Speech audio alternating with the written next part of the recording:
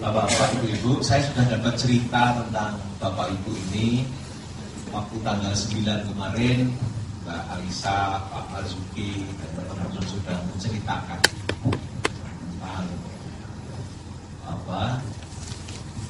ini namanya perjalanan mendaki yang Bapak Ibu juga lakukan dan ambil peran. Ya. Dan saya kira itu semua menggambarkan bahwa Bapak Ibu ini adalah pemimpin. Karena salah satu alasan mengapa orang pemimpin itu karena mau ngambil masalah. Ya, mau ngambil kesulitan, mau cari masalah, itu ciri daripada pemimpin. Jadi kalau saya ditanya oleh mbok saya, kamu kok nggak pernah berhenti kemana-mana cari apa? Cari masalah. Karena ternyata masalah itu memberi ruang kita untuk tumbuh berkembang, tapi juga sekaligus ruang kita untuk memberi manfaat buat kehidupan. Dan karena itu saya selalu resonate dengan kata-kata Nabi Muhammad ini. Ini kalau bahasa Arabnya khobariyah, ya, description. Jadi pernyataan yang memberi kabar bahwa sebuah statement Nabi Muhammad yang menyatakan kalian semua ini pemimpin, ya, dan kalian kelak akan bertanggung jawab atas kepemimpinan. Walaupun ini deskriptif, tapi kan peran agama itu biasanya juga ada preskriptifnya, ya. Jadi walaupun ini pernyataan deskriptif, tapi kira-kira ini kan sebenarnya ada preskriptifnya, perintah agar kita terus menjadi pemimpin dimanapun kita berada. Dan benar menurut saya, pada posisi sosial apapun itu kan ada kepemimpinan di situ. Pada saatnya kita jadi anak, jadi bapak, jadi ibu, jadi orang tua, jadi pimpinan, jadi staf, jadi anggota masyarakat, dan jadi hamba Tuhan, khalifah Tuhan. Itu di level itu semua ada kepemimpinan. Apalagi kalau kita lihat kepemimpinan itu dalam perspektif holistik, karena ada social leadership, stakeholder leadership, ada team leadership, tapi juga ada personal leadership dan ada organizational leadership. Jadi ini menggambarkan bahwa kita adalah pemimpin. Bapak Ibu ini pemimpin. Ini pejabat semua kan? Ya, ada yang apa? Dosen. Dosen itu pejabat. Dosen pejabat tuh kalau di kampung saya dosen pejabat itu. Oh hebat ini kan? Jadi pejabat teras dosen. Nah, lalu tapi sebenarnya kata kunci pemimpin itu menurut saya adalah tanggung jawab. Karena siapa yang tidak mengambil tanggung jawab, dia tidak menjadi pemimpin. Dan tanggung jawab itu kan ada yang datang dengan sendirinya, tapi ada yang memang kita ambil. Bapak Ibu jadi dosen itu ngambil apa datang dengan sendirinya? Tanggung jawab. Ngambil kan, daftar, berjuang. Yang jadi kepala biro, daftar kan? Daftar. Jadi artinya apa? Kita semua mengambil. Tanggung jawab itu diambil. Bukan hanya datang dengan sendirinya. Daftar dan seleksi. Saya pilih dulu jadi bupati kan karena ada kampanyenya, ada rebutannya. Dan kemudian saya juga memilih jadi rektor. Saya mau terima tantangan jadi rektor karena tantangannya tanggung jawabnya. Kalau jabatannya, nah makanya ada orang yang memang mengambil jabatannya atau mengambil tanggung jawabnya, mengambil misinya. Itu kan yang membedakan kemudian level of leadership seseorang. Tapi let flashback and check our mind, gitu ya, our understanding. Kenapa sih kok ada pemimpin? Kalau itu masalah. Ada masalah. Apa lagi kira-kira? Karena ada yang dipimpin. Kenapa ada pemimpin? Perlu keteraturan. Karena perlu keteraturan. Perlu solusi. Adanya anggaran. Boleh. Ya. Supaya kalau ada yang salah bisa ada yang dihukum. Perlu direction. Saya setuju semua. Tapi pertama menurut saya kan ada keterbatasan. Pemimpin itu ada kan ada keterbatasan. Jadi kalau nggak ada keterbatasan tuh nggak ada kepemimpinan. Makanya di surga nggak perlu pemimpin. Di neraka yang digambarkan problem berlebihan, itu juga nggak ada pemimpin. Jadi kita di dunia ini memang top. Karena apa? Ada masalah dan ada keterbatasan tadi itu. Jadi kalau nggak ada keterbatasan nggak perlu pemimpin, keterbatasan sumber daya. Lalu ada target bersama. Kan semua kita punya keinginan bersama. Nah, orangnya berbeda, tapi ada kemauan bersama. Karena ada keterbatasan waktu, ada perbedaan cara pandang, dan ada yang mau. Kalau nggak ada yang mau kan nggak ada. Jadi ini Bapak Ibu poin 1 sampai 4 ini poin problem apa poin problem? Problem sama. Ya, kekurangan waktu, kekurangan sumber daya, keterbatasan, tapi ada keinginan bersama. Itu. Tapi saya masih punya satu rumusan. Kenapa perlu ada pemimpin? Supaya ada yang disalah-salahkan. Iya. Jadi pemimpin itu salah satu tugasnya perlu disalah-salahkan. Jadi kalau nggak mau disalahkan, jangan jadi pemimpin. Sama dengan kenapa kita jadi bapak rumah kepala rumah tangga, supaya dia disalah-salahkan. Kalau enggak kan nggak mau jadi kepala rumah tangga. Jadi pimpinan, jadi dosen itu supaya dia disalah-salahkan. Makanya kalau saya mahasiswa, saya ngajar begini, mahasiswa saya itu sudah saya diskursus, kamu tidak dosa menggunjing dan mengejek saya. Karena apa? Hakmu itu menggunjing saya. Ya. Tapi saya haknya tegur, jangan begitu, itu hak saya. Waktu saya kalau jadi pemimpin, hak saya marah, tapi hakmu adalah menggunjing dan memarah-marahi saya juga. Jadi karena itu nggak boleh nggak boleh sakit hati kalau dia. Sepakat. Nggak boleh baper. Nggak usah baper. Ini karena ada masalah itu. Coba lihat, biar nggak. Sip. Biar dikit aja kalau. Ada ini ada ini. Oh, itu kabelnya. Nah, teman-teman, Bapak Ibu, teman-teman, saya biasa panggil teman-teman saya. Nah, apa sih yang kemudian membedakan seorang itu hanya memimpin dirinya, memimpin keluarga, atau memimpin komunitas, memimpin organisasi? Itu apa yang membedakan? Yang membedakan adalah jangkauannya. Ketika seorang itu hanya berdiri di dirinya atau keluarganya, jadi dia memimpin di level atau lokus ini, di organisasi, di masyarakat. Semakin ke kanan, maka dia semakin luas jangkauan kepemimpinannya dan semakin banyak pihak dan sektor yang dipimpin. Makanya disebut dengan multi sektor, ya, multi pihak dan kemudian multi variabel yang terlibat. Tapi semua adalah pemimpin. Belum jadi kok sudah jadi. Ambil kabel mungkin. Oh, ambil kabel. Ganti kabel. Nah, ini kira-kira Bapak Ibu, ya. Dan karena itu kemudian apakah kemudian seorang itu semakin luas dampak yang diciptakan atau tidak, sangat ditentukan juga oleh kemampuan mentransformasi diri sendiri. Karena transformasi sosial, impact yang diciptakan sangat ditentukan oleh transformasi diri. Level of attention, perhatian seseorang, awareness-nya, intensi, niatan, dan kontribusinya apa kepada kehidupan. Sekali lagi inilah yang membedakan seorang, kemudian level derajat kepemimpinan seorang itu yang membedakan di sisi ini sebenarnya. Dan kalau ada orang kemudian hidup ini mendapatkan 4 T, harta, tahta, wanita, cinta, dan kata-kata. Karena kalau wanita, nanti wanita dapat apa? Dapat cinta. Jadi 4 T itu harta, tahta, kata-kata, dan cinta. Itu sebenarnya adalah akibat. Itu kan nggak bisa diminta. Cintailah aku. Malah orang bilang ini ngapain orang gila. Sama dengan orang ngomong berilah aku jabatan, malah nggak dikasih. Karena jabat orang itu dia deserve to get it. Itu karena ada sebab.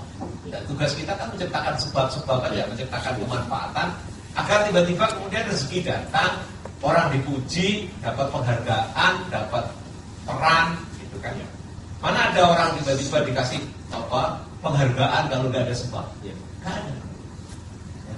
Dan itulah sebabnya maka kita ini cuma menciptakan sebab, dan kepemimpinan itu sebab yang membuat orang kemudian punya status sosial, dan itu diberikan oleh orang lain. Makanya seorang yang pemimpin yang tidak pede, biasanya malah sering-sering ngomong kalau dirinya pemimpin. Jadi kalau ada orang ngomong, saya ini kan pemimpinmu, itu tandanya nggak pede jadi pemimpin. dia kan nggak banyak impact yang diciptakan kan. Minta pengakuan. Jadi kalau orang itu masih suka menyebut saya ini pemimpinmu, itu berarti dia masih minta pengakuan. Dan dia bukan pemimpin yang sebenarnya Mas ya. Sama dengan bapak yang sering ngomong sama istrinya, saya ini kan suamimu. Ini bapak yang krisis. Atau ngomong kepada anaknya, saya kan anakmu. Istrinya ngomong, saya kan aku ini kan istrimu. Nah ini mulai krisis kepercayaan. Ya. Kurang apa? Ya, itu menggambarkan kurang banyak kan?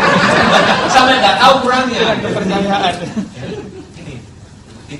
Itu krisis. Ya. Dia lupa bahwa ini semua adalah tanda bahwa seorang itu diterima, dia dihargai. Karena itu bukan tujuan. Makanya bukan ini yang dicari sebenarnya. Tapi fokusnya adalah berkontribusi dalam kehidupan ini. Dan persis ini deskripsi lagi dari statement description khobariyah dari Nabi Muhammad yang mengatakan sebaik-baik kamu adalah yang paling memberi manfaat bagi kehidupan. Ya, dinas itu kan yang paling banyak berkontribusi buat kehidupan. Karena kalau orang itu berkontribusi di kehidupan, sebenarnya dia nggak akan cari lagi peran, cari apa? Justru peranan itu yang nyari dia dalam hidup ini. Saya yakin Bapak Ibu ini terjadi dalam diri Bapak Ibu, ya, bahwa kalau sunnahnya memang harus tender, sunnahnya harus ikut pemilu, sunnahnya ada yang harus dijalani. Tapi walaupun ikut pemilu, kalau nggak ada kemungkinan orang nggak yakin dia memberi manfaat, kan nggak akan dipilih oleh orang lain. Ya. Kampanye ini kan supaya orang percaya, oh kayaknya dia benar bisa, tahu apa yang mau dikerjakan dan dia capable untuk mendeliver itu. Kan itu aja sebenarnya. And then I trust you, gitu. Oh, kamu akan menjadi pemimpin yang benar. Nah, Bapak Ibu, ini pembukaan khutbah. Mukadimah. Nah, sekarang saya akan masuk di sesi 2. Karena biasanya orang ngajari kepemimpinan itu harus ada praktek dan bukti, gitu ya. Saya akan cerita, mudah-mudahan bisa saya persingkat tentang 2 pengalaman saya memimpin transformasi. Sebenarnya istilah kepemimpinan transformatif itu hanya lapor, gitu ya. Ketika seorang itu terus mengubah dirinya menjadi lebih baik. Yang kedua adalah ketika dia niatannya adalah melakukan transformasi sistem. Maka itu disebut kepemimpinan transformatif. Sekarang ada istilah yang lebih menggambarkan ketika kita tidak dalam posisi full power, tapi kita melakukan perubahan. Misalnya gini, kalau di kampus Bapak Ibu bukan rektor, Bapak Ibu sekedar bagian dari itu. Tiba-tiba Bapak Ibu berhasil mempengaruhi semua pihak melakukan perubahan. Itu namanya kepemimpinan ekosistem atau holistic leadership. Itu sekarang kepemimpinan gotong royong lah kalau di Indonesia. Tapi sekarang kebetulan saya akan cerita di mana saya dalam posisi punya full power. Satu adalah mengambil posisi rektor, yang kedua adalah mengambil posisi bupati. Dan dua-duanya itu sama sekali bukan cita-cita hidup saya. Karena cita-cita hidup saya yang awalnya waktu saya SD itu adalah sopir bis umum. Ya, saya dari kampung gitu ya, tempatnya Aan tuh Burno, itu ke kota itu ya, saya itu ada rel kereta api. Jadi saya pergi jalan kaki lihat bis itu. Enak sekali ya supir bis itu, bisa parah. Saya pulang ke mbok doakan besok saya jadi supir bis. Dimarahi sama ibu saya, ini gila ketinggian, supir bis itu ketinggian. Lalu saya kemudian sekolah sanawiyah aliyah, dan di situ ketemu guru yang ngajari Koirunas, Alkoholinas itu. Saya kemudian bercita-cita transmigrasi. Kenapa? Karena saudara saya 4 dan bapak itu orang miskin, tanahnya nggak ada. Saya kebayang kalau dengar kalau transmigrasi itu kan dapat tanah, bangun rumah. Saya mau jadi guru ngaji, makanya saya sekolah di sini. Dan itulah yang membuat saya kuliah di IAIN ngambil jurusan bahasa Arab. Dan karena itu sebelum lulus, saya semester 5 sudah menikah. Karena saya tahu mencari istri, syarat transmigrasi itu harus punya istri. Dan saya beli tas sudah, siapan untuk tas untuk transmigrasi sudah beli. Dan itu cara melamar istri saya pun juga kalimatnya adalah menggambarkan saya ajak transmigrasi. Saya beritahu ini. Saya jadi daftar teman saya 1, 2, 3. Kalau yang mau pertama, yang kedua. Pertama tuh saya bilang gini, andaikan kita berjalan di lorong yang sama dan di ujung sana ada rumah kosong yang kuncinya saya pegang. Maukah engkau masuk ke rumah itu.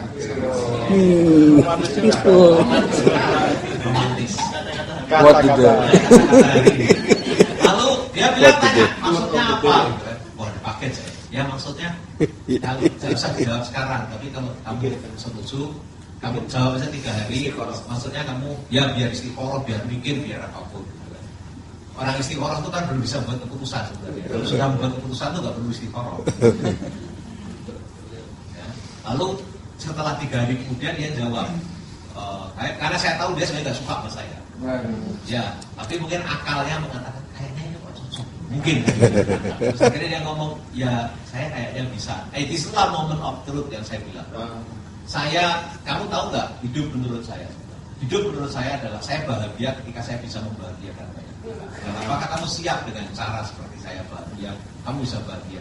Wah, kayaknya saya cocok juga seperti itu. Sudah, kamu tahu besok akan transmigrasi. Kebetulan dia adalah putra seorang kiai, ketua Suriah waktu itu di Lumajang. Jadi ketika saya lamar tuh saya nggak ditanya orang tua saya nggak apa, pokoknya istiqoroh langsung nikah saya. Saya masih mahasiswa. Nah, dan jadi rektor maupun bupati itu bukan cita-cita saya. Nah, makanya waktu saya jadi sudah mau berangkat transmigrasi, dipanggil Prof. Imam Prayogo, Pak Malik, itu saya bingung. Kamu mau kemana habis kuliah ini? Saya mau transmigrasi, Pak. Wah, sudah. Kamu mau nggak didik orang yang mau jadi pemimpin, kamu didik jadi dosen? Wah. Terus akhirnya saya bilang, gitu ya Pak ya. Wah, saya diyakinkan untuk saya mau jadi dosen. Pulang kampung dibilang buatku, kok hebat bisa jadi dosen nih. Nah, waktu saya ditawari jadi ASN di IAIN, itu Pak Imam mertua saya bilang, jangan, ini swasta aja. Makanya saya dosen UMM. Dan mertua saya termasuk yang menyarankan jangan jadi ASN. Mungkin mertua saya tahu, kalau saya jadi ASN saya nggak jadi bupati, karena saya nggak bisa terjun politik. Gitu. Nah, tapi bapak saya marah ketika saya beritahu, kamu ini mau dapat pensiun kok nggak mau. Karena ibu saya tuh taunya kalau ASN itu dapat pensiun. Ya. Jadi makanya ketika saya pensiun bupati dapat pensiun uang bupatinya itu 1.847.000. Itu saya tuh nyesal sekali karena bapak ibu saya sudah meninggal. Seandainya tidak, maka saya akan bilang ini kok pensiun. Oke. Nah ini my journey. Saya dapat panggilan kepemimpinan menjadi rektor dan bupati. Apa kemudian tantangan kepemimpinan dan bagaimana menemukan jalan sukses bersama, lalu apa pembelajaran? Ini yang akan saya sharing sekarang. Nah, Bapak Ibu, ini kampus waktu itu masih hanya satu gedung di sini, yang saya bisa gedung di sini dan saya harus ikut membayar semuanya. Kampus ini situasinya adalah saat saya jadi rektor umur saya 35 tahun. Situasinya adalah sulit berinovasi dan konflik. Itulah yang membuat saya menjadi diundang dari Malang. Karena saya tuh melete, muda sering ceramah, sering ngasih seminar soal kepemimpinan, soal apa. Jadi orang itu ngira saya pinter. Tantang, mau nggak kamu jadi rektor? Sebenarnya berat jadi rektor di Gresik ini kampus kecil, konflik, sulit berinovasi. Kalau saya pilih UNU Malang pasti lebih keren UNU Malang. Jadi itu tantangan pertama keputusan berat hidup saya adalah menerima tawaran rektor. Itu berat sekali dalam hidup saya. Dan di saat seperti itu saya perlu source of value yang harus saya teladani. Disitulah saya ingat hijrah. Saya ingat bagaimana tokoh-tokoh itu pergi ke satu tempat hanya untuk berjuang. Dan saya ini sudah jadi rektor kok nggak berani. Itu saya yakinkan diri saya. Dan saya yakinkan istri saya. Kita jalan. Kita jalan. Nah, apa yang terjadi? Ternyata saya menemukan satu fakta bahwa orang kampus itu nggak tahu bisnisnya apa. Jadi saya baca dulu marketing week dan ketika saya tanya kemudian, what is our business? Apa sih bisnisnya? Pendidikan itu apa bisnisnya? Gak ada yang jawab. Ada yang jawab. Kita lagi jualan ilmu, kita jual ini. Saya ada yang sarkastik, kita jual ijazah. Saya bilang enggak. Kampus pendidikan adalah jualan perubahan. Mengubah dari manusia biasa-biasa yang tadinya nilai 5 menjadi 7, 6 dan seterusnya. Jadi pendidikan itu adalah bisnis perubahan sebenarnya dalam konteks bisnis. Maka masuk di sektor jasa. Nah kalau itu masuknya bisnis perubahan, Maka value proposition apa yang dijanjikan bahwa orang yang masuk sini akan berubah dan hidupnya akan lebih baik. Nah, ternyata karena orang itu sudah masuk di dalam sistem yang sekian lama, itu nggak menemukan, tidak ada kesadaran apa what is our core business. Itu nggak lagi dipikir. Karena saking rutinnya sedemikian rupa. Dan karena itu nggak pernah membayangkan kenapa kita bisa hidup, kenapa ada orang kuliah, kenapa orang mau bayar, apa yang membuat kita dihargai dan dihargai orang lain. Membuat sebab, etos untuk membuat sebab itu menjadi sangat rendah. Dan itulah yang membuat kenapa sulit inovasi. Dan lebih-lebih konflik ketika apa? Value dan perilaku organisasi tidak selaras. Dan karena itulah strateginya juga tidak inline dengan misinya. Lalu team building saya coba bangun dan kemudian saya kenalkan, saya bangun budaya baru namanya learning organization, adaptif terhadap situasi dan perubahan. Dan ongkos yang harus saya bayar adalah I should become a role model. Saya masih ingat ketika parkir itu berserakan, saya tanya kabar Rabi Lumbo, dia bilang, Pak, kita ini nggak punya tukang parkir. Kita sudah mengusulkan Pak tukang parkir, tapi belum disetujui. Ujung-ujungnya siapa yang salah? Kan rektor yang salah. Kenapa nggak disetujui tukang parkir? Tapi rektor, saya tanya PR2, kenapa nggak diangkat tukang parkir? Karena nggak ada duit Pak. Karena apa? Duit kita tidak cukup untuk itu. Oke, kalau gitu kan harus dilakukan sesuatu. Saya tidur kampus supaya saya menjadi orang pertama di kampus. Karena rumah saya di Malang. Saya tidur di kampus. Dan betul, pagi jam 5:30 saya sudah nongkrong di parkir. Apa yang saya lakukan? Karena orang pertama, setiap kali ada orang saya bantu, saya nata, saya luruskan semua ini. Terus tidak lebih dari 5 hari itu barang itu ngurus sendiri, sepeda motor macam-macam, kita berserahkan. Lalu saya temukan lagi toilet itu kotor. Apa yang saya lakukan? Saya tidak mau dikasih toilet khusus, saya mau pakai semua supaya saya tahu bagaimana toilet itu bau tidak. Lalu kemudian apalagi yang saya lakukan? Saya belajar lagi. Kenapa ya orang itu kok suka coret-coret? Itulah yang kemudian saya berikan kembang. Sehingga apa? Orang ketika kencing atau apa ada kembang, itu imajinasinya dia nonton kembang itu. Dia nggak pikir yang lain-lain. Lalu ada lagi yang saya harus lakukan ketika itu adalah setiap kali mau pengajian, kan orang Muhammadiyah itu pintar pengajian. Apa-apa sedikit-sedikit ada masalah, solusinya adalah pengajian. Jadi masalah apa saja solusinya pengajian. Lalu apa yang saya lakukan? Setiap kali mau pengajian saya potret semua yang menurut saya kotor dengan kamera digital. Sebelum pengajian dimulai siapapun yang ngaji saya putar dulu di satu persatu. Lalu semua orang melihat nonton itu. Saya ingin namanya attract attention. Saya minta perhatian. Ini ada masalah loh serius. Kita baru ngomong loh. Dosen itu kan pintar sekali ngomong. Dibuka rapat ngomong semua. Ambil putusan susah. Dosen. Itu pengalaman saya. Karena dosen itu mental modelnya adalah dididik untuk berpikir berbeda, dididik untuk kritis, dididik untuk percaya diri menyampaikan pendapatnya. Itu kan pendidikannya. Tapi tidak untuk eksekusi dan tidak untuk menciptakan impact. Makanya kalau jadi pemimpin dia syaratnya beda. Tukang pengamat aja nggak ada eksekusinya. Iya dong.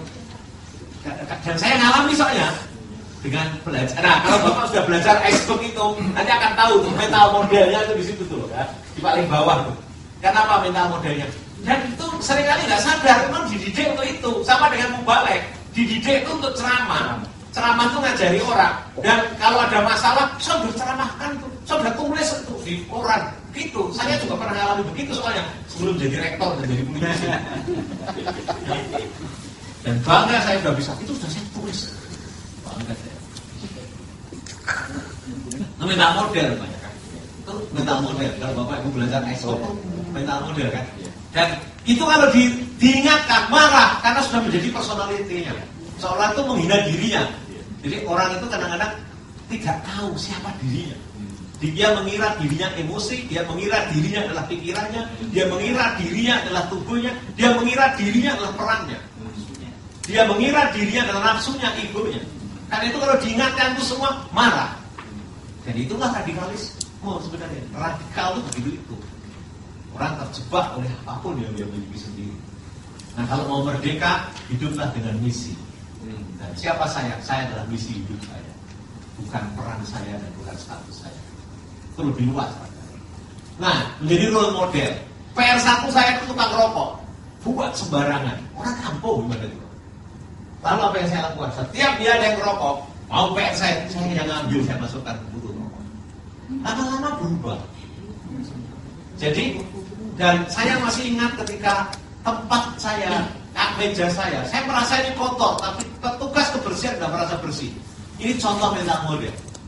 Dan saya sedikit, kenapa ya ini kok petugas kebersihan, tukang-tukang kebersihan kok nganggap ini sudah bersih? Karena ternyata di kampung seperti Gresik, orang yang jadi pegawai kebersihan itu pasti orang yang strata sosialnya rendah. Anaknya orang miskin, dan lihat hidupnya orang miskin, lantainya masih tidak ada yang tanah, dan dia adalah menganggap halaman belakangnya itu adalah tempat sampah. Dan yang namanya debu apapun itu dianggap tidak. Yang jadi kotoran adalah sampah yang berserakan. Maka itu fokus dia. Debu tidak menjadi atensinya. Apa yang saya lakukan untuk mengubah mental model? Saya supiri, saya pergi ke hotel. Si hidup di situ menikmati ini. Besoknya dia tahu, oh ini masih kotor ya Pak. Tahu. Ya, dia ternyata Pak, ini soal mental model, soal konseptual, ya persepsi. Nah ini namanya, itu adalah saya coba lakukan. At the end kampus ini menjadi model kampus menengah, bukan besar, bukan kecil, yang sehat. Karena kita melakukan banyak transformasi di situ. Nah lalu 2007 saya punya peluang menjadi bupati, bertarung mendapatkan kesempatan jadi bupati. Sebenarnya ini kemakan omongan saya. Karena saya setelah jadi rektor, saya kan jadi DPR provinsi. Waktu saya jadi DPR itu saya sambil jadi ketua partai di Jawa Timur. Karena bertarung dan jadi ketua partai. Dan 2 tahun jadi DPR, saya nggak nyaman. Ya, saya betul-betul nggak nyaman hidup saya jadi DPR. Kenapa? Karena kok hidupnya cuma nyala-nyalakan terus. Waktu itu 2005. Waduh, ini bukan hidup saya. Saya itu ternyata lebih suka disalah-salahkan daripada nyaman. Maka setelah 2 tahun saya tuh berdoa. Rumah saya masih malang. Ya Tuhan, izinkan saya menjadi eksekutif kecil-kecilan. Dan itu yang membuat saya, teman saya, kalau ada kesempatan pilkada, saya dorong. Saya nggak punya duit, tak bantu duit saya. Saya pengen teman saya. Nah orang Bojonegoro, teman-teman saya senior, undang saya. Ini ada pilkada Bojonegoro. Gimana kalau Mas Yoto? Panggilnya ada Mas Yoto maju. Pak Sofiq almarhum panggilnya Pak Yoto maju. Waduh, berat nih. Ini AA tahu, saya orang Muhammadiyah. Itu kalau disurvei 78% NU. Jadi saya itu orang minoritas, mata saya sipit, orang bilang saya Cina. Dan orang miskin nggak punya duit, mana dosen punya duit. Ya. Dan itu, tapi supaya saya pantas ngelaknya dari omongan saya. Dan itu sebenarnya saya sambil riset S3 saya. Bikin riset counter hegemoni, saya lagi bikin paper public policy counter hegemoni. Saya keliling, supaya pantas ngelak, saya bilang, baik saya coba 2 bulan. Nanti kalau nggak laku, saya teruskan. Singkat cerita Pak, 2 bulan pertama saya udah hampir menyerah. Kenapa tiap ketemu kades, ketemu apa, udah duit. Duit semuanya, berat ini.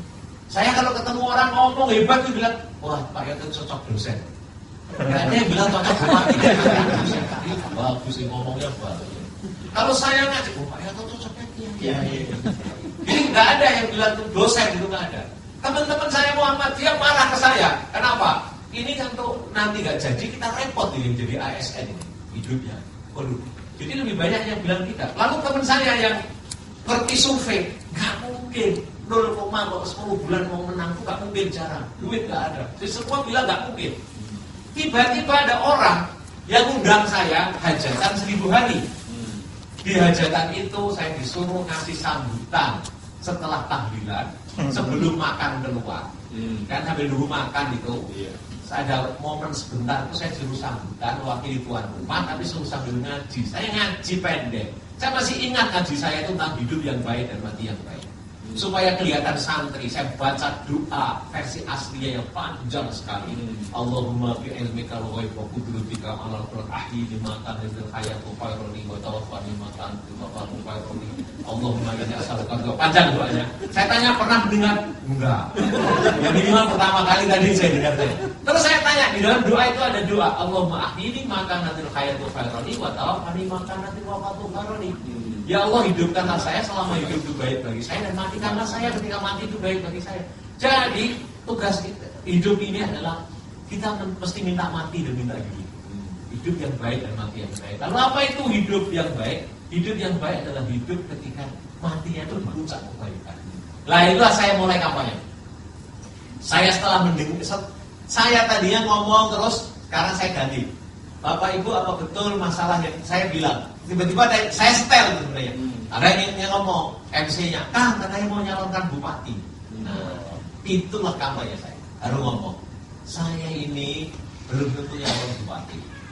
Saya mungkin nyalon kalau saya yakin bahwa saya bisa memberi manfaat untuk kehidupan di Bojonegoro ini. Saya tanya apa betul masalahnya adalah ini. Semua bilang betul. Nah, tapi ternyata Pak juga enggak. Nanti akan ada survei. Survei itu apa kan? Ya nanti akan ditanya. Kalau kira-kira ada 10 orang yang 7 mengatakan atau 6 mengatakan akan dukung Pak Wiyoto, ya mungkin saya pertimbangkan kalau ada partainya. Coba misalnya ke sini sukuan surveinya ada nggak yang dukung Pak Wiyoto? Yang dukung angkat tangan. Ini tidak ada angkat. Makin banyak angkat tangan. Bayangkan mana ada yang mau jadi minoritas yang nggak ada tangan. Akhirnya semua angkat tangan. Begitu angkat tangan saya bilang Bismillahirrahmanirrahim, saya bayar. Jadilah tim sukses. Itulah turning point saya kampanye, dan setelah itu saya bilang tugasnya apa tim sukses? Nyari ada undangan 1000 hari lagi. Nyari undangan kemanten, undangan apa saja, supaya saya nggak keluar duit. Itulah yang bikin saya akhirnya saya menang, dilantik jadi bupati, dan habis dari kampanye sampai pelantikan habis 1 miliar rupiah. Tanpa keluar uang. Tanpa keluar uang. Saya yakin yang keluar duit itu orang yang suka-suka itu, tapi saya nggak punya duit kok gimana? Jadi kalau ngomong duit, saya belakangan tahu ada yang jual sapi, jual kambing, hanya bayarin orang supaya nyoblos saya. Itu yang membuat saya punya hutang luar biasa ketika saya jadi bupati. Dan relasi saya dengan Bojonegoro ini, Bapak Ibu, ini Bojonegoro di sini. Ya, Bojonegoro ini 3 kali lipat DKI, 1,3 juta katanya, alamnya hutan, lalu tanahnya ini gerak, sejarah untuk gerak, lalu punya sejarah kemiskinan yang panjang, endemic poverty. Itu di Jawa adalah Bojonegoro ada Pandeglang. Itu ada bukunya, Bapak Ibu cek, tulisannya Pender. Dan saya baru tahu bahwa yang saya alami miskin itu saat saya kuliah S2, cerita dari belajar soal kemiskinan. Saya baru tahu, jadi ciri-ciri semua kemiskinan yang saya baca itu ada dalam keluarga saya dan saya. Saya belum tahu. Karena saya dulu sangat menganggap biasa, kanan kiri saya itu seperti itu. Lalu akar sejarah konfliknya tinggi sekali. Konflik Demak Pajang itu Demak dengan Majapahit itu di sini. Arya Penangsang kan gugur di sini, Jipang. Lalu Pajang dan Kartosuro dan Jogja, semua melibatkan konflik di sini. Dan nama Bojonegoro sendiri itu hanyalah Belanda karena nggak bisa nundukkan Sosro di logo. Begitu berhasil, maka nama yang di Raja Posti dibuat jadi Bojonegoro. Dan di sini ada pasukan Arum Palaka juga di sini. Maka orang Bojonegoro ke barat dengan di timur itu beda sekali. Yang barat itu adalah lebih dekat Mataraman, yang sini lebih arek. Saya Aan ini lebih ke Surabaya, bahasanya lebih egaliter. Ngomongnya cakcok itu biasa. Cakcok itu biasa. Ya, itu karena orang Surabaya beda dengan orang sini. Nah ini karakter yang sangat kompleks dan sebenarnya sangat beragam. Jadi diversity betul-betul. Sudah begitu rawan banjir dan kekeringan. Kalau kemarau kering, itu banjir. Dan banjir itu, kenapa nggak ada hujan, nggak ada apa, dari 28 kabupaten saya Wonogiri, Solo itu kalau banjir, yang banjir Bojonegoro ini. Jadi ini adalah ibu dari semua derita di sini. Nah, miskin. Nah, lalu apa yang terjadi? Saya benar mulai berefleksi. Saya kan mau demo reformasi kan. Demo saya tahun 95, waktu jadi dosen di Malang, 95 udah mulai nih. Wah, meyakinkan saya aktif pemuda. 98 saya ikut demo dan kemudian turun. Apa yang kemudian 2007 saya sudah punya sedikit kacamata intelektual, sudah aktif di politik. Kemudian punya kesempatan bermewah, bertanya, melakukan refleksi kebangsaan. Kenapa sih kok kita perlu reformasi? Kenapa kita menolak autokrasi, sentralisasi? Karena waktu itu dianggap dia adalah mengabaikan lokal dan masalah people. Dan kemudian dengan demokratisasi desentralisasi diharapkan pemerintah itu bisa langsung sambung dengan problem rakyat dengan cepat. Walaupun begitu faktanya, ya setelah berjalan waktu itu sampai 2007 Indonesia reformasi itu ternyata tidak otomatis public service lebih baik. Dan korupsi tidak otomatis lebih hilang, dan akan bahkan meningkat. Dan Bojonegoro satu di antara 491 distrik di Indonesia. Ya, ini case-nya sama. Pertanyaannya Bapak Ibu, kalau lihat seperti ini, pilihan kita adalah jadi peneliti, jadi pengamat, jadi komentator, atau jadi pemain. Pemain. Itu pilihannya. Ya.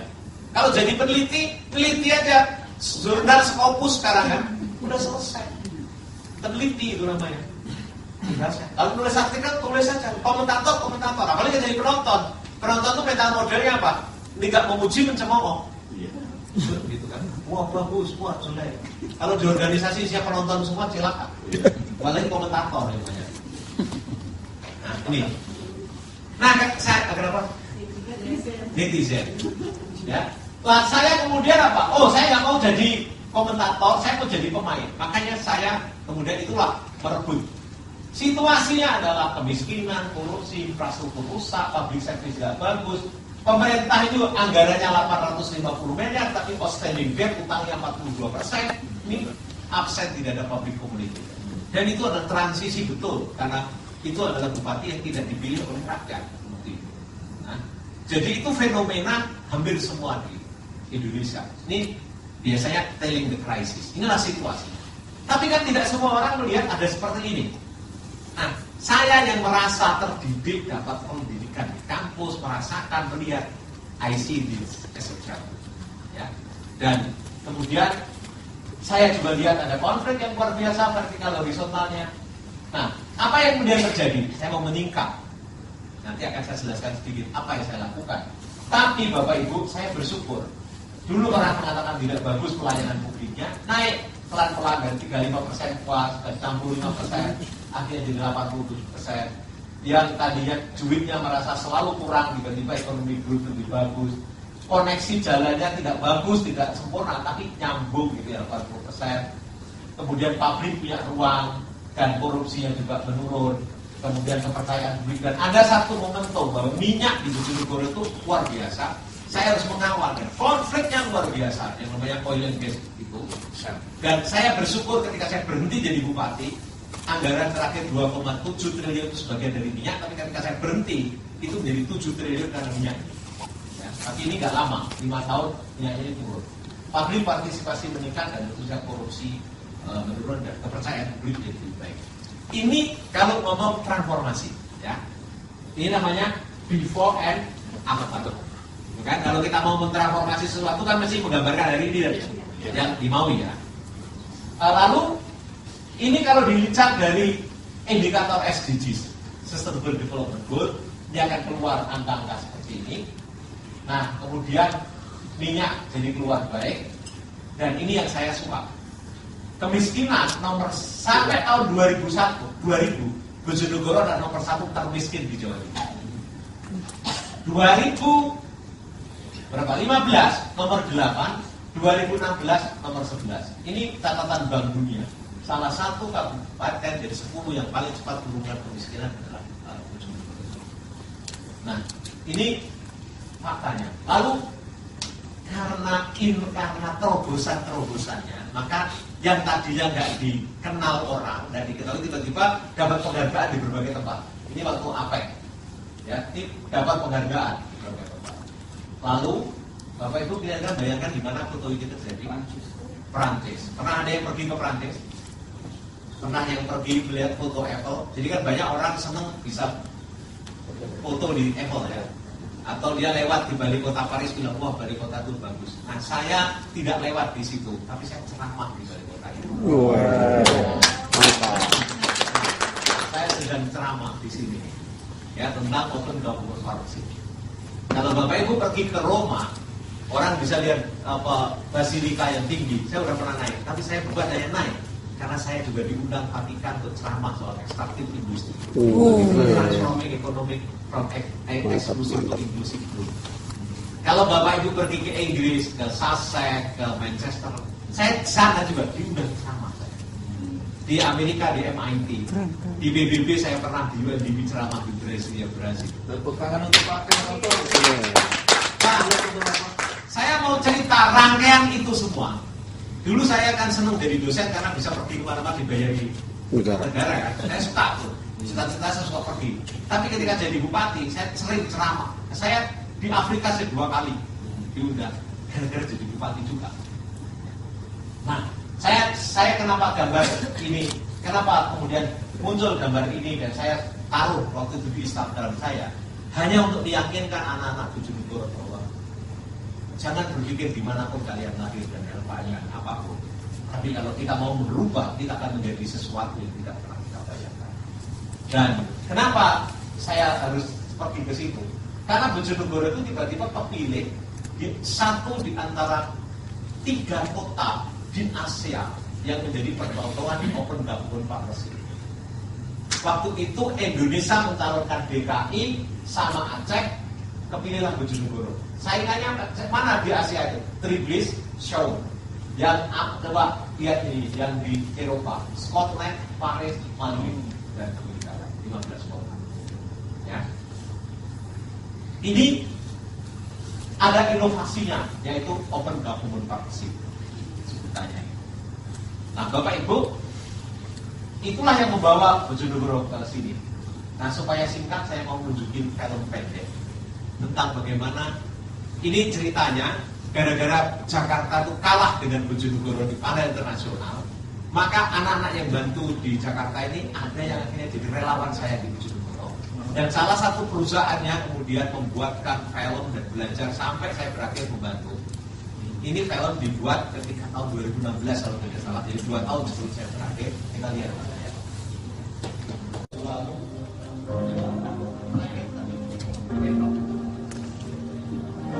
Dulu, kota kecil ini didera banyak masalah. Masalah yang lahir sejak zaman nenek moyang dan berlangsung hingga kehidupan modern, di mana terjadi banyak kesalahpahaman antar penduduk dan renggangnya hubungan dengan pemerintah. Namun kini, kota kecil ini memiliki hubungan yang erat antara masyarakatnya yang ditunjang dengan pemerintahan yang sangat terbuka.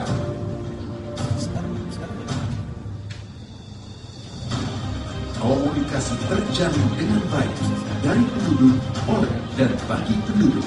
Sebuah pemerintahan yang terbukti di mata dunia sebagai pemerintahan yang terbuka dan mendukung kemajuan dan perubahan yang positif demi kebahagiaan rakyat. Didukung dengan kemajuan teknologi, sehingga isu dan solusi tersalurkan lewat jalur-jalur digital tanpa hambatan untuk menyampaikan dan mengatasi masalah keseharian hingga pembangunan kota yang berjangka panjang, yang menciptakan pelayanan tepat guna, tepat sasaran dalam kurun waktu yang mengerti dan menghargai semua keresahan masyarakatnya. Digerakkan oleh sistem berbasis teknologi dan data yang menghubungkan elemen-elemen dalam sebuah kota. Teknologi big data yang menyeluruh dan transparan, lahir atas kerjasama yang tulus antar 4 sekawan, antara pemerintah dan instansi-instansi terkait yang terikat dengan sebuah harapan yang sederhana, agar masyarakat dapat hidup dengan sejahtera. Kota kecil ini dahulu tidak seperti ini, namun inilah Bojonegoro sekarang dengan segala pencapaiannya dan usahanya demi masa depan Bojonegoro yang telah menantinya. Sebagai model dunia untuk pemerintahan yang terbuka, yang memanfaatkan teknologi big data demi kebaikan bersama.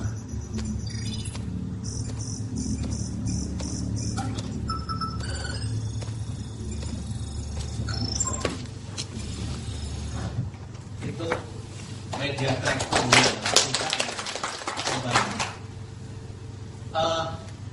pertanyaannya, tadi saya sudah cerita before and after, hanya untuk menggambarkan kontras. Mungkin ada yang demikian. Tapi saya ingin sebenarnya sekarang masuk kepada kedalamannya. Apakah itu semua mudah dicapai? Ya, betul tidak? Apa yang terjadi? Tantangan pertama adalah how to build public trust. Bagaimana membangun kepercayaan itu sudah susah. Saya bisa punya peran. jadi bupati, tapi bagaimana publik percaya pada saya.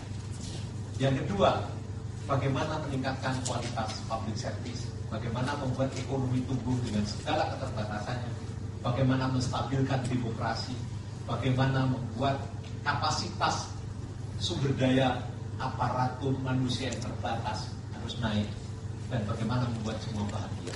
Itu tantangan yang besar. Another thing, fact yang lain adalah saya ini partai minoritas. Ada sejarah kemiskinan, dana terbatas, birokrat yang juga terbatas, dan ini kalau ngomong mental model, karena waktu itu saya sudah belajar sistem thinking, jadi saya sudah riset tentang 6 mental model ini. Saya temukan 6 mental model ini terjadi di mayoritas orang Bojonegoro. Apa itu? Tidak mau tanggung jawab, hidup maunya mudah, dealing with the process impatiently, tidak mau sabar, iri, percaya pada rumor, dan memilih meminta daripada memberi. Mentalitasnya itu baking minta. Ini adalah bawah sadarnya. Jadi orang punya jabatan, punya kekuasaan itu saran untuk minta aja. Makanya orang itu selalu ditanya dapat apa. Kalau orang habis ketemu bupati itu dapat apa? Dan pertanyaannya orang Bojonegoro saya tanya, habis ketemu, kalau pertanyaan pertama, saya bikin tes mental model, saya bikin pertanyaan begini, kalau anakmu pulang dari rumah bapakmu atau mertuamu, apa yang kamu pertama kali tanyakan? Mayoritas bertanya, kamu dikasih apa? Jadi itulah yang mendidik orang untuk menjadi peminta. Jadi saya bikin tools sederhana untuk mengecek, membongkar mental model, supaya orang berani menertawakan dirinya. Oh iya, saya itu begini. Kalau saya tanya misalnya, ini ada tempat orang kampung ini baru pergi ke Jakarta setahun setengah, kok dia pulang, ini gadis nih, pulang bawa mobil kaya gimana? Coba pikiran apa yang kamu pikirkan? Pertama, semua mengatakan ini wanita simpanan, ini apa? Itu mental modelnya iri sebenarnya. Dia tidak pernah bisa melihat fakta bahwa oh ini orang kerja keras, dia punya jadi finance, jadi apa? Itu nggak bisa melihat seperti itu. Dan misalnya kalau ada orang jadi pegawai itu akan ditanya, siapa kamu mikir kamu siapa? Ngomong ke siapa? Ya ke siapa? Ini mental modelnya itu. Ini namanya mental model. Lalu Bapak Ibu, ini masalah yang harus saya hadapi sebagai pemimpin. Pemimpin itu kan satu sisi dia fakta. Yang kedua, semua pemimpin itu harus mengelola hubungan. Bagaimana supaya dipercaya dan didukung. Apa yang paling berat adalah menghadapi pendukung saya. Pendukung saya itu maunya, karena kan menangnya minoritas ya, menang cuma 38,6%. Itu kan orang yang marah semua yang dukung saya. Dia pasti inginnya pecat, singgirkan. Begitu tuh gaya pikirnya. Yang kedua adalah lawan politik saya. Pasti juga gak ingin saya berhasil kan. Lalu yang ketiga adalah publik. Itu setahunya adalah hasil dengan cepat. Migas kok gak keluar, kok masih banjir, jalan kok rusak, orang kok sakit dan diurus, anak tidak sekolah. Ini kok padi masih panen begini, ini kok pupuk sulit.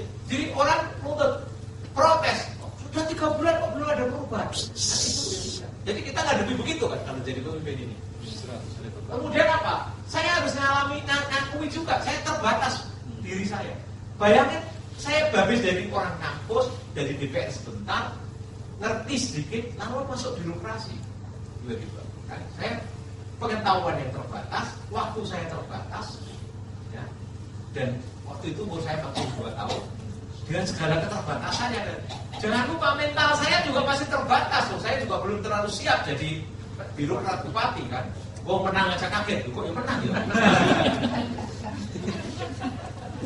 Lalu yang menarik lagi adalah saya harus belajar birokrat. Wah, bagaimana sih culture birokrat? Kok saya memilih tidak jadi ASN, dosen IAIN itu salah satu bentenanya si Pak Imam sama si mertua saya itu, nanti kamu jadi orang itu nggak dinamis di situ itu. Kenapa? Pegawai negeri kamu sebagai safari, gitu. Jadi aku jadi udah tahu di kelambi safari.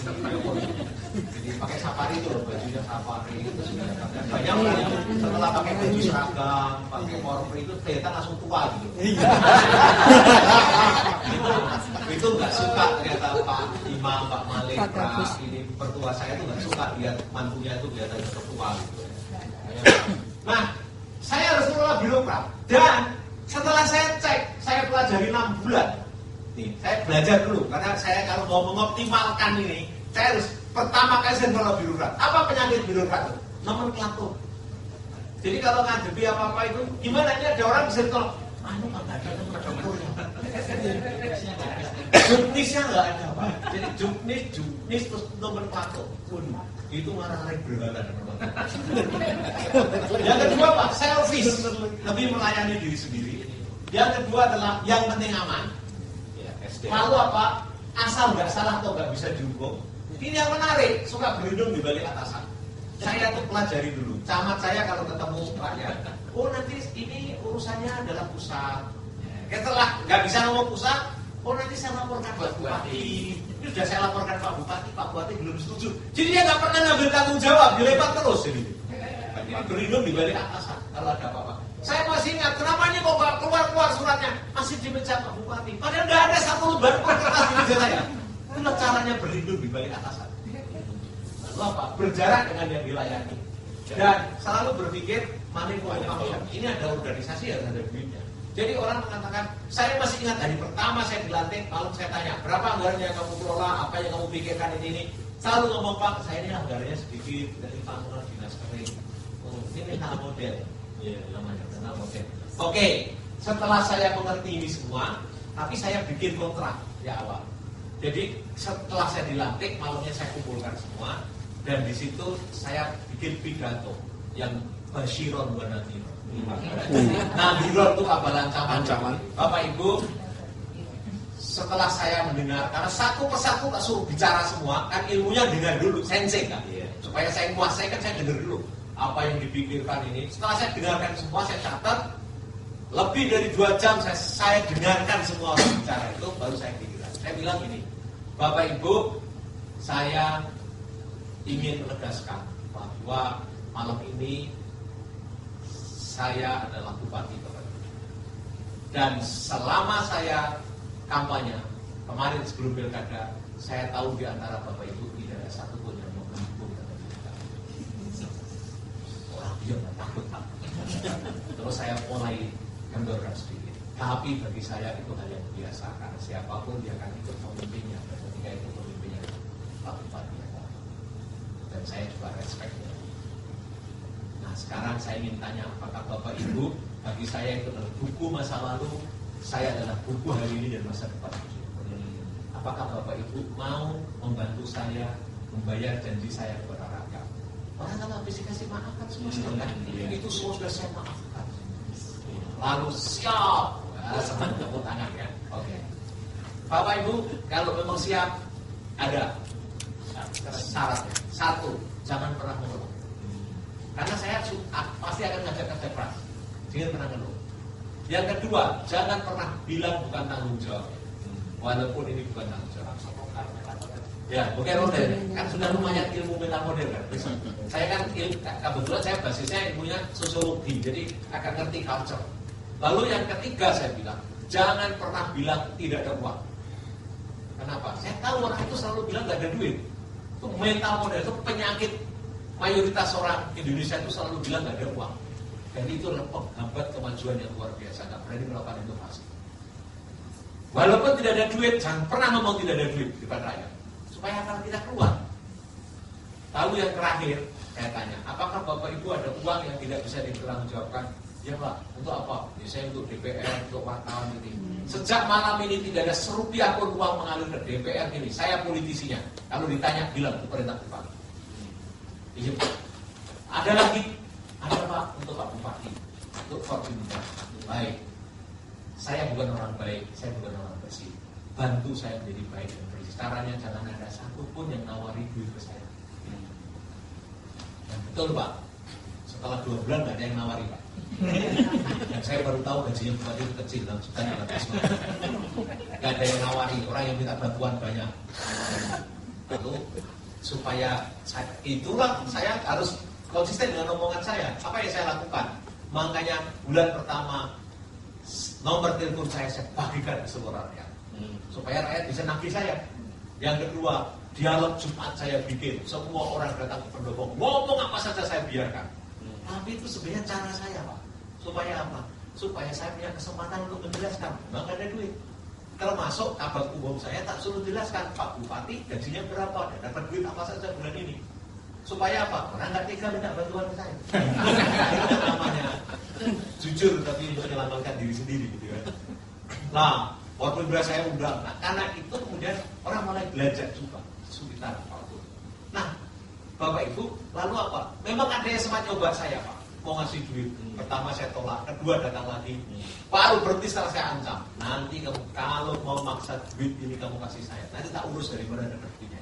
Wah, maaf, itu nggak ada yang berani. Nah, ini penal modelnya. Kawan saya, ini waktu itu Direktur El Musa, kemudian dari di BNI, dari Direktur PTT, dan terakhir Dirut Pertamina, itu jadi relawan saya Pak, ini orang.